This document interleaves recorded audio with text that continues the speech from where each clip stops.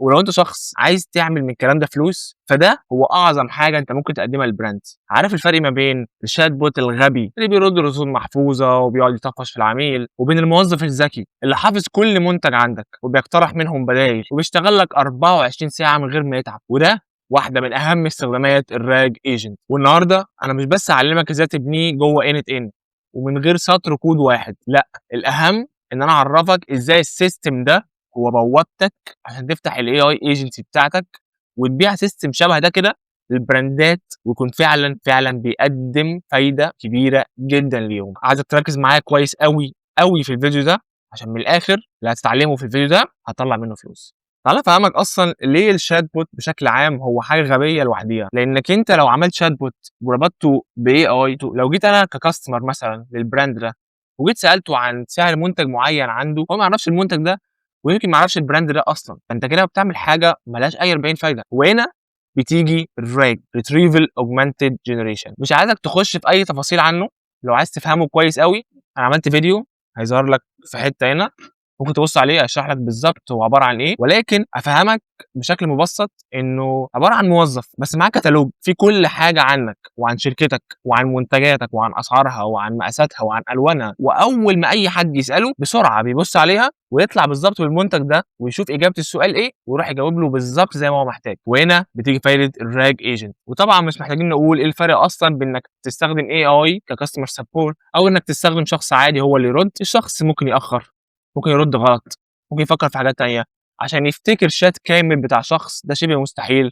عشان يكون فاكر كل شخص، لو انت مثلا عندك 1000 عميل في الشهر، هل هو هيعرف يفتكر اسم كل عميل فيهم وهو احتاج ايه واشترى ايه قبل كده وهل هو اشتكى قبل كده من حاجه ولا لا، ويجيب له كل التفضيلات بتاعته ويعرف يبعتها له؟ كل الكلام ده شبه مستحيل يحصل لو شخص طبيعي هو اللي بيرد. غير طبعا اهم حاجه التاخير. لو انا اصلا اخرت على الشخص في اجابه عن سؤال معين، كده كده هيروح يشوف حد غيري يشتري منه. الاي اي ايجنت بيحل كل المشاكل دي، زائد لما تحط له الراج دلوقتي هو مش بس بيحل كل المشاكل دي، بيحلها وبقى باعلى جوده من الكفاءه، لان كل اجابه طالعه بالظبط على حسب بيانات شركتك. بشكل مبسط ده بالظبط الراج سيستم اللي احنا بنيناه في الفيديو اللي فات.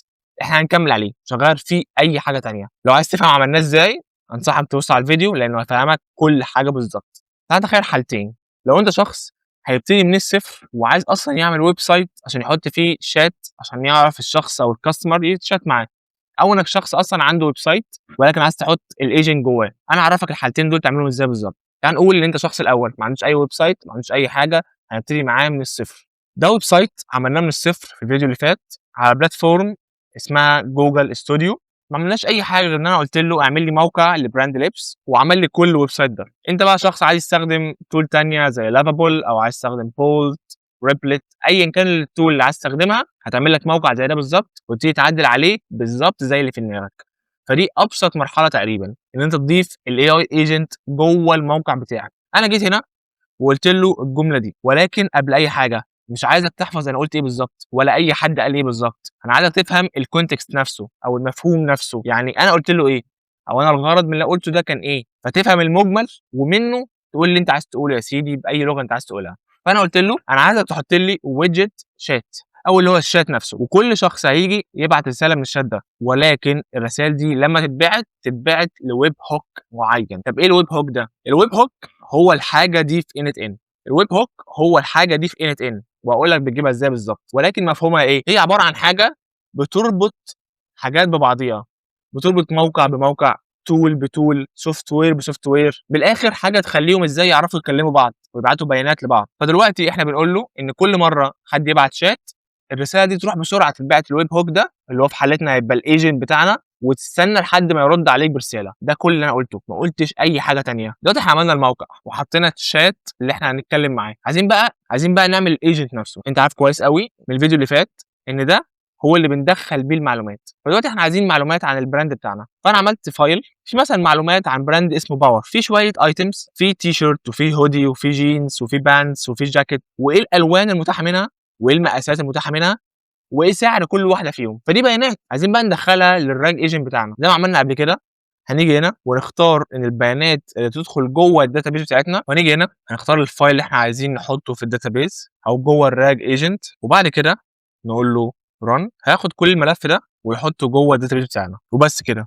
هو حط الملف بتاعك اللي هو فيه كل معلومات منتجاتك جوه الراج ايجنت او جوه الداتابيز. لو جينا هنا عملنا ريفرش هتلاقي ان هو فعلا حط كل حاجه جوه الداتابيز بتاعتك. فدلوقتي هنا في الراج ايجنت نفسه الاختلاف الوحيد ما بينه وما بين الراج ايجنت القديم ان هنا احنا كنا بنستخدم الشات عشان نتكلم معاك. احنا مش هنحتاج الشات، هنستخدم حاجه اسمها ويب هوك. لو عايز تجيبها هتيجي هنا وتكتب ويب هوك، هتجيلك اول حاجه هتيجي وتوصلها مع الراج ايجنت بتاعك. هنعمل بس فيها شويه تغييرات بسيطه. هنخش جوه وبدل هي هتكون جيت احنا هنخليها بوست. يعني ايه بوست؟ يعني احنا عايزين نبعت معلومات، ان احنا عايزين نرد على الشخص ده او عايزين نرد على الشات ده، وده هيكون الويب هوك بتاعك. هنيجي هنا هتلاقي فيه اتنين، واحد في التستنج، تيست ده لمجرد التجريب انك تقعد تجرب بيه حاجات. البرودكشن بس احنا نستخدم البرودكشن، ونيجي هنا هنقول له بس ان ده الويب هوك بتاعك وتعمل له بيست عشان كل حد يتكلم مع الشات يتبعت له الرسائل دي ويستنى الرد منه. وبس كده انت كده خلصت كل حاجه في الويب سايت بتاعك. من الاخر الويب سايت بقى كامل. هنتكلم معاه دلوقتي ولكن هنعمل حاجه بسيطه جدا. لو جينا هنا هنلاقي محتاجين نحط حاجه اسمها ريسبوند تو ويب هوك. طب يعني ايه ده؟ دي فكرتها ان انت بعد ما الرساله تمشي جوه الايجنت وتيجي تطلع ازاي؟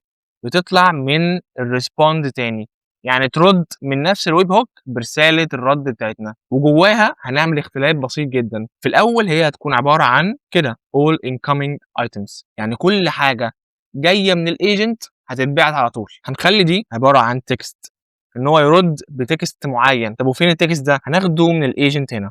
وزي ما قلت لكم قبل كده احسن حاجه في انت ان هو دراج اند دروب، بس بتحوش الحاجات وتحطها تاني. فالايجنت بتاعنا كان راد برساله، هنيجي نحطها له هنا. فلما يرد بالرساله دي بس، عشان اوقات لما بنسيبها على all incoming items بيتبعت الجيسون كله، بيتبعت الشكل ده كده بالظبط. انت ممكن تجربها مع نفسك وتخليها على اول حاجه اللي هي all incoming items، تبعت لك ده اللي هو الجيسون فايل كله بالاوتبوت بالشكل الغريب ده.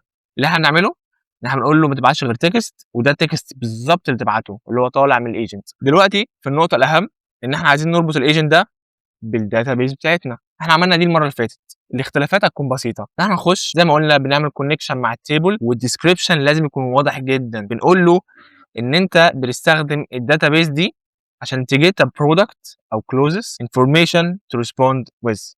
يعني ايه؟ يعني الداتابيز دي بتستخدمها عشان تجيب معلومات المنتجات بتاعتك او اللبس بتاعك عشان تعرف ترد بيها. واوعى تنسى ما تعملش ببلش لورك فلو، لازم تعمل له ببلش. وبس كده احنا كده خلصنا. تعالى بقى نجرب نروح على الويب سايت. تعالى مثلا نيجي هنا ونسأله سؤال زي، ونبتدي نسأله أسئلة عن المنتجات بتاعتنا. مثلا نسأله سؤال زي ايه سعر الكلاسيك هودي؟ هيقول لك ان سعره $45. طب تعالى نتأكد الكلام ده صح ولا غلط. نيجي هنا هنلاقي فعلا ان الكلاسيك هودي سعره $45. ولو سألته مثلا ايه المقاسات الموجودة، فهيقول لك ان المقاسات الموجودة هو ميديوم لارج اكس لارج 2 اكس لارج. لو جينا هنا برضو نتأكد هنلاقي ان دي فعلا المقاسات المتاحة. وبكده انت عملت ايجنت مربوط بالبيانات بتاعتك وتعرف منها تجاوب على كل حاجه ليها علاقه بمنتجاتك. فلو انت شخص صاحب براند، مفيش اعظم من كده. موظف شغال 24 ساعه بيجاوب من بيانات حقيقيه. الفكره ان ده البيزك، الفكره ان ده اول ليفل، اول مرحله. هعرفك ازاي ده يتحول لموظف كمان بيعرف يبيع، ازاي يعرف يقول له لو ده مش موجود يبقى ده موجود، وازاي يعرف ياخد بيانات اول باول وياخد شكاوي اول باول، ويعرف يطور من نفسه ويطور من الكاستمر سبورت بتاع البراند بتاعك من غير ما تتدخل فيه اصلا. هو بيتبني وبيشتغل لوحده. ولو في منتج عليه طلبات كتيره او ناس كتيره على السوشيال ميديا او في الموقع بتاعك بيطلبوه، هيبعت لك رساله ويقول لك ان ده مطلوب جدا.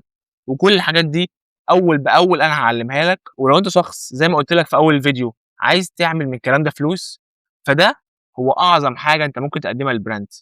لو عملت له الايجنت ده او السيستم ده وعرفت فعلا تديهوله، دي هتكون اول خطوه في الاي اي ايجنسي بتاعتك، وازاي تعمل حاجه تكون فعلا بتقدم فاليو وبتغير حياه براندات.